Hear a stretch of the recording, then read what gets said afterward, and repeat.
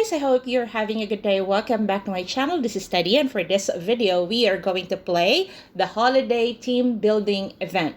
I'm pretty sure that you already see some of the gameplays of this via other YouTubers out there on how you are going to play this and at the same time how it looks like. But for this video, I'm just going to share with you the mechanics on how you are going to play this and at the same time the tips and tricks and strategies that you can apply to your strategy. Without further ado, let's go down to business. But before that, please don't forget to like this video, subscribe to my channel, and post comment in the comment section below. Thank you guys.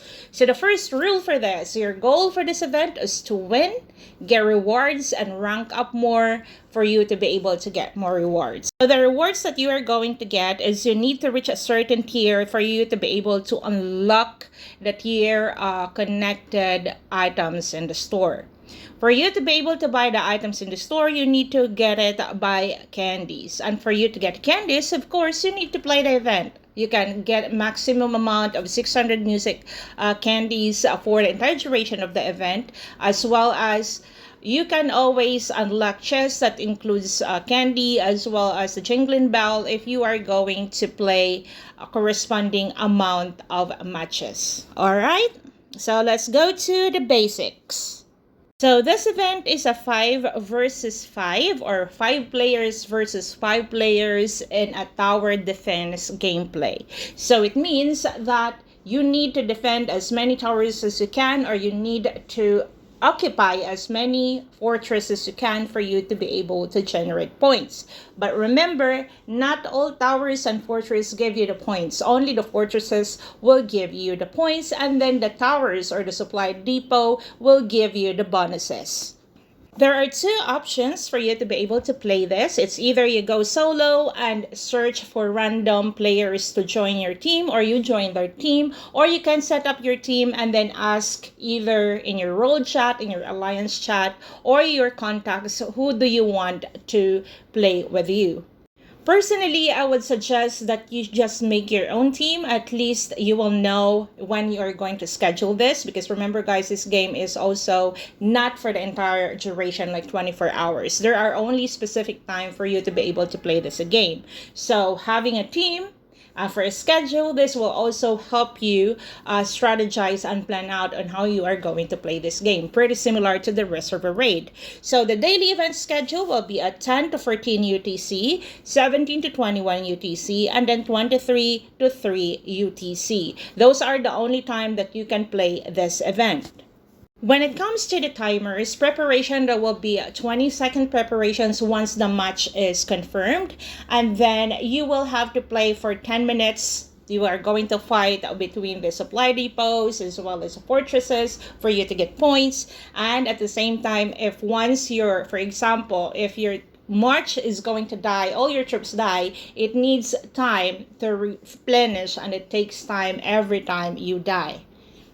And good news to the FTP, because we will have a chance to win against Suspender for this event. Why? It's because all the marches, you only got 2 fixed marches here, same amount of troops and same strength. So it means that the only way for you to outwin someone is either you collect items or buffs from the supply depot, or it depends on your strategy. All right, so that's a good news. At least like F2P will have a chance to play it. Next, let's talk about the map as well as the building. So there are 3 different buildings here with different routes. So we have the base. The base is a starting point of 2 sides. So 5 players on the red team and 5 players on the blue team. And all you gotta do is collect the dots. If you remember how you play your Mining Mayhem, it is pretty similar to that. But then all you need to remember that only the fortresses, or 5 fortresses, are the ones that gives points.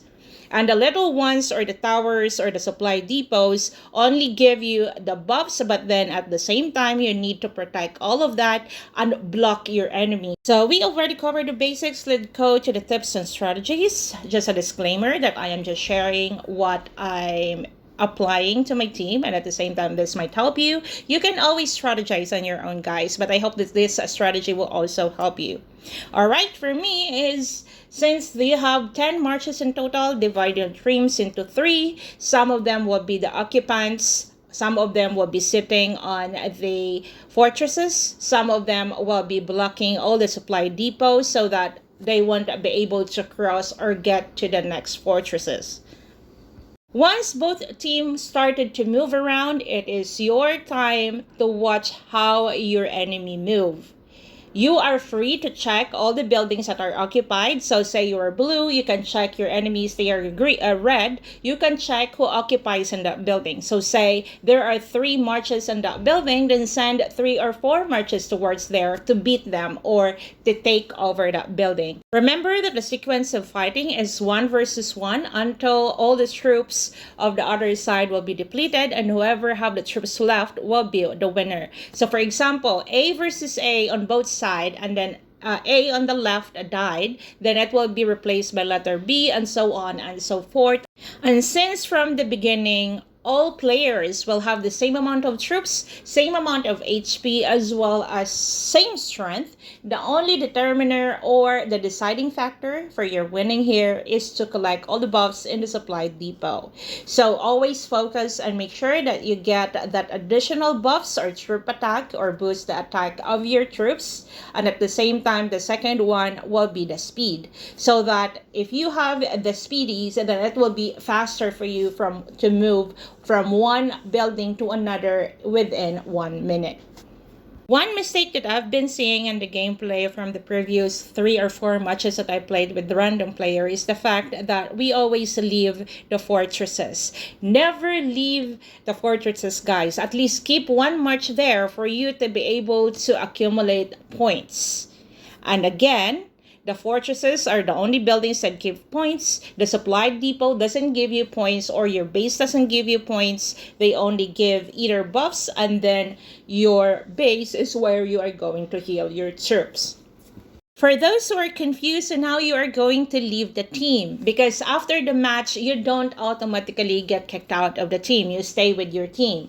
If you want to leave your team, go to the interface of the listing that shows up 5 players. And on the top of your profile, you can see there a red exit door. Click that one and you are going to be automatically be kicked out of the team. Alright, so those are the tips and basics on how you are going to play the holiday team, and I hope that some of these are going to help you. In case you already plan out and strategize, you can apply this. And at the same time, like I said, there are a lot of strategies out there, guys. And also remember that not all enemies play the same. So you need to be mindful. Watch your enemies where they go. If they go, they follow them up. That's how you play it. But make sure that you block some of the areas or their occupiers too, so that they are not going to occupy or take over them fortresses. Alright, so I'm going to leave you with this gameplay that I played earlier in State 555. I would like to say thank you, my alliance, NRA. And we played here with VVV, I think. I'm not really sure what alliance we fought. Alright, I will try to write the written version of this, if not this week, by Monday, so that you can see it on my website. And also, at the same time, if you find this video helpful, please consider to like, share, and subscribe, and leave a comment on the comment section below. Have a good day, guys, and see you in my next video. Bye!